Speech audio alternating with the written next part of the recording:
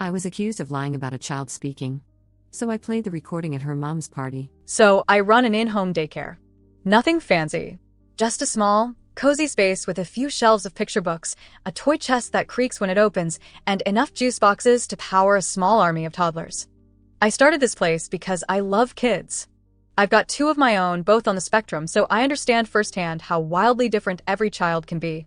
I pride myself on creating a place that feels safe, warm, and open. A place where kids can thrive, grow, and feel loved. Now, I had this friend. We'll call her Erica. She's 34. Strong personality, always moving fast, kind of guarded but fun when she opens up. We weren't super close, but we had known each other long enough for her to trust me with her daughter, Allie.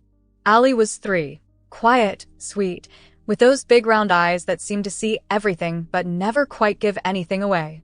Erica brought her to me 4 days a week, no special instructions beyond naps and snacks. Here's where things get complicated. Every child I take on has a basic contract. It includes things like emergency contacts, allergies, and a special needs section. Erica left that part blank. I didn't press it. She seemed rushed that day, and some parents don't like labeling their kids right away. So I let it go. At first, Allie was very quiet. She didn't say much at all, just watched the other kids with this intense curiosity. I chalked it up to shyness. She wasn't withdrawn. She smiled, played, laughed when other kids did. And little by little, she began to say things. Small things. Like one afternoon, she looked up from a puzzle and whispered, "Doggy." Another day, when I asked if she wanted more applesauce, she nodded and said, "Yes, please." It was never loud, never drawn out, but it was there. Real. Clear. I was thrilled. It felt like watching a flower open in slow motion, one petal at a time. Then came the moment that changed everything. I was in the bathroom, door cracked open just enough so I could hear the kids but not be seen. That's how I always do it. Privacy for me, security for them. I heard little footsteps pad past the door, and then this tiny voice goes, "EW, you stinky." I laughed. Loud. I mean, come on. She roasted me. I told her mom about it at pickup, expecting her to laugh too. Instead, I got blindsided. Erica's whole face went cold. Her jaw tightened. "She isn't verbal," she snapped. "Why would you mock her like that?" I blinked, confused. "I'm not mocking her. She said it to me. I thought it was a big milestone. She's spoken to me before, too." She cut me off. "No, she doesn't speak. You must be mistaken." I didn't push it. I just smiled, nodded, and let her walk out the door. But inside, I was stunned. Had she never heard Allie talk? Had Allie never spoken at home? That night, I couldn't stop thinking about it. Was I wrong to mention it? Did I somehow overstep? But I knew what I heard. I knew what she said. And the thing is, I've got 2 kids with developmental delays. My son didn't speak until he was nearly 6. I know what a milestone sounds like. I know what a breakthrough looks like. Allie was speaking. Not a lot, not always, but she was. So, the next day, I made a choice. I recorded her. Just a voice memo on my phone, no video, no face, nothing identifying. I asked, "What's your name, sweetheart?" She smiled and said, "Allie." Then I asked, "What's your favorite animal?" She paused, then giggled. "Zebra." Simple, innocent, beautiful. I didn't do it out of spite. I didn't even plan to show it right away. Honestly, I was scared. Erica's blow-up had shaken me. What if she accused me of invading her child's privacy? What if she pulled Allie out of daycare? I loved that kid. Days went by, then weeks. The air cooled between Erica and me. Pickups and drop-offs got stiff. She wouldn't make eye contact. But then, one afternoon, she waved it off. "It's water under the bridge," she said. "Let's not talk about it anymore."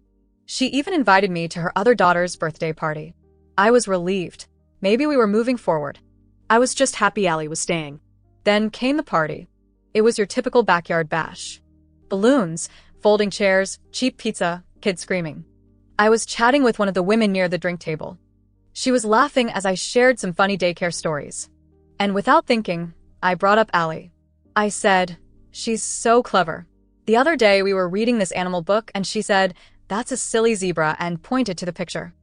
The woman froze. Her eyes went wide. She said, "What?"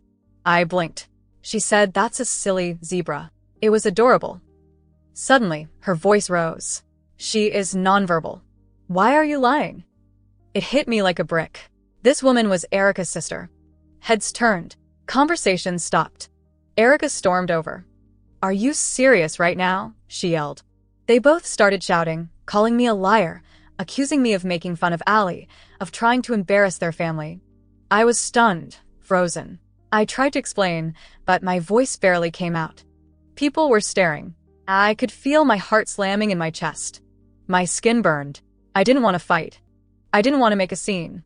But I also couldn't take being called a liar anymore. So, I did the only thing I could think of. I pulled out my phone, shaking hands, thumb scrolling through the voice memos. I didn't make it up, I said quietly. She spoke. I recorded it. I just wanted to show her progress. I didn't mean harm. Please just listen. I tapped play, and in the middle of the party, Allie's little voice rang out. My name's Allie. Zebra. A long silence followed. Her sister's jaw dropped. Erica's face drained of color. One of the aunts gasped. A cousin whispered, "Oh my God." And then Erica looked at me like I had just stabbed her in the back. You need to leave, she said, shaking. I wasn't trying to. Get out. So I left. I walked out of that party and sat in my car. I didn't even start it. I just sat there. My hands still shaking. My heart still racing. I felt horrible. Not because I had lied. I hadn't. Not because I'd done something malicious. I hadn't. But because somehow, even with the truth on my side, I had made everything worse. The next few days were a blur. Erica didn't text me, didn't call. Just silence. I sent an apology. Told her I never meant to embarrass her. That I loved Allie. That I understood why she was upset. She didn't respond. So I apologized to the rest of the family too. I own my part. I should have shown her the recording the moment I made it. I should have handled it better. I was trying to protect Allie's place in my care, but instead, I ended up damaging the trust between us. And here's the thing that breaks my heart most. Erica still doesn't believe me. Or maybe she does and just can't face it. Denial is a powerful thing. If you've built your whole understanding of your child around a diagnosis, around certain limitations, it can be shattering to learn something that contradicts it. Maybe she felt like I was saying she failed to see her own child. Maybe she felt like I was trying to take credit for something that should have been hers to witness first. And maybe, just maybe, she's scared. Scared of what it means, what the future holds, what help Allie might need, or not need. I don't know, but I do know this. I'll never lie about a child's development. Not ever. Not to spare an adult's ego. Not to keep the peace. Because kids deserve to be seen. To be heard. And if Allie's first steps towards speech happen with me, then I'm honored. But if that truth hurts someone who wasn't ready to hear it, that's not on me. That's life. Messy. Painful. Unpredictable. But still worth it. I've since updated all my daycare policies. I now have written clauses about voice recordings and installed cameras so parents can review footage anytime they want. It's about trust. About transparency. I also called CPS not to report Erica, but to ask for guidance. Because if a child is speaking and the parent still believes they're not, there might be something deeper going on. And I don't want to ignore that. I still think about Allie every day. About the way she smiled when she said zebra. About how proud she looked when she said her name out loud. I hope someone is listening now. Really listening. Because every child deserves that. And this. This is only the beginning. The days after the party were quiet in the worst way. Not the peaceful kind of quiet that comes with early mornings and sleepy toddlers. No, this was the kind that presses on your chest like a heavy weight. Erica didn't call. Didn't text. She didn't bring Allie back. And my heart was caught in my throat every time I heard my phone buzz, hoping it was her saying something, anything. I kept replaying the party in my mind, like some cruel movie loop I couldn't turn off. The yelling. The accusations.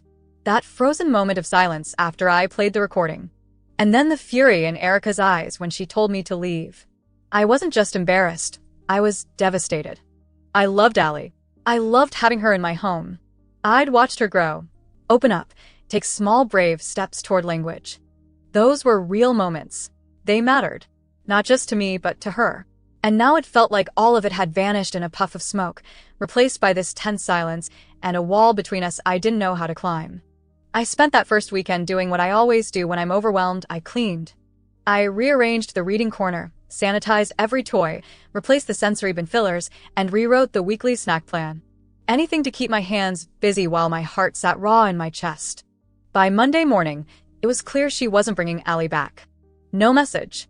No goodbye. Just an empty cubby and a juice box that would never be drunk.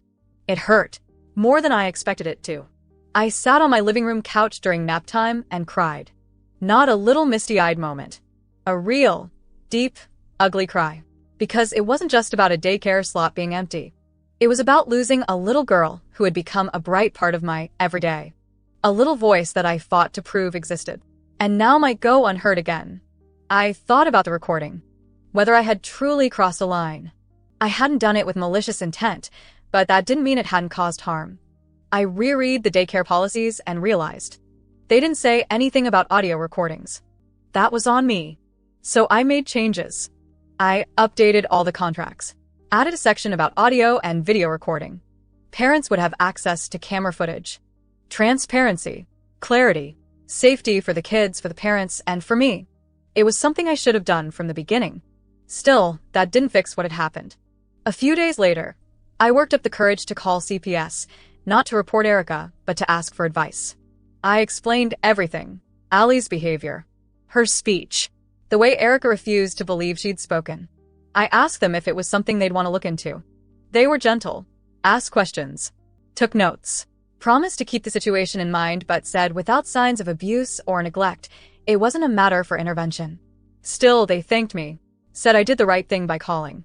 I hung up, still uncertain. Had I really done the right thing? Or just covered my own tracks? 2 weeks passed.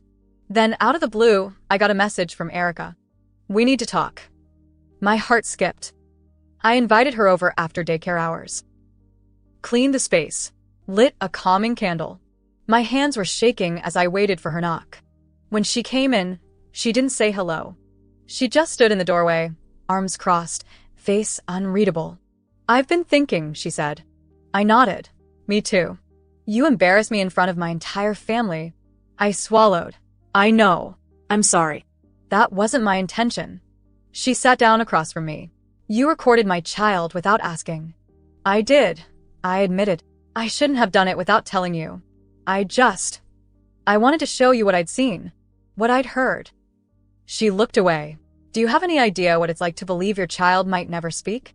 To go to specialist after specialist, to hear the same diagnosis again and again. My voice cracked. Actually, yes. My son didn't speak for years. I know exactly what that's like. Her eyes darted back to mine. Something in her expression softened. I thought I was prepared, she said. I thought I accepted it.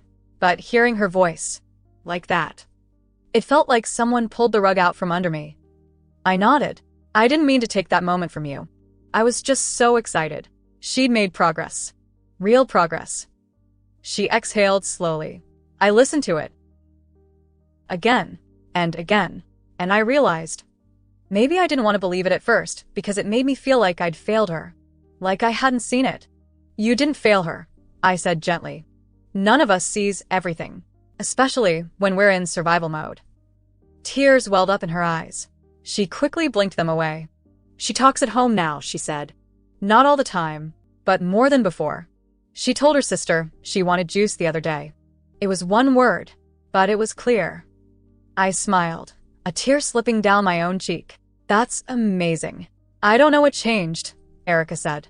Maybe she just needed time. Or maybe she felt safe enough here to try. I don't know. But thank you for seeing her. I nodded. Always. She stood to leave, but paused in the doorway. I'm not ready to bring her back yet. But I'm not mad anymore. I think. I just need time. I understand. And then she was gone. It wasn't a full reconciliation. But it was something. Weeks passed. I kept the space ready for Allie. Her cubby still had her name on it. Her favorite book stayed on the shelf. And then one rainy Tuesday morning, she came back. Tiny yellow raincoat, pink boots, eyes wide and curious. Erica smiled nervously. She asked to come. I knelt down. Hi, Allie. She looked at me, then smiled. Hi. 2 letters. 1 small word. And everything changed. Now, months later, Allie is thriving. She talks more every week. Not paragraphs, but words. Feelings. Laughter. Her personality is blooming. Erica and I still have our distance. But the ice is melted. We coexist in mutual respect. And I think she understands now what I did wasn't out of disrespect. It was out of love. For her daughter. For the truth. Because every child deserves to be heard. Even if it takes a little noise to make that happen.